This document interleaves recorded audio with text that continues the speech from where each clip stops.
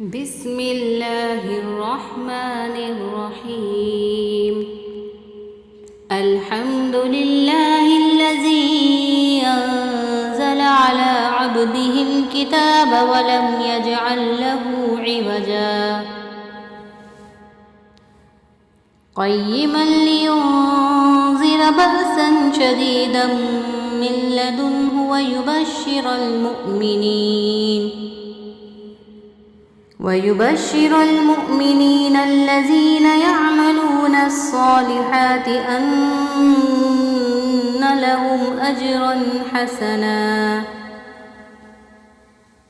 ماكثين فيه أبدا وينذر الذين قالوا اتخذ الله ولدا ما لهم به من علم ولا لآبائهم كبرة كلمة تخرج من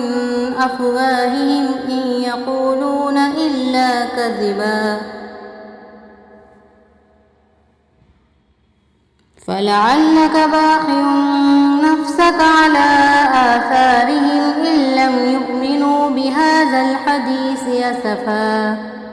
إنا جعلنا ما على الأرض زينة لها لنبلوهم أيهم أحسن عملا وإنا لجاعلون ما عليها صعيدا جرزا أم حسبت أن أصحاب الكهف والرقيم كانوا من آياتنا عجبا إذ أوى الفتية إلى الكهف فقالوا ربنا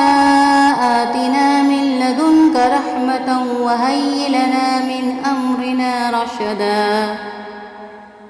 فضربنا على آذانهم في الكهف سنين عددا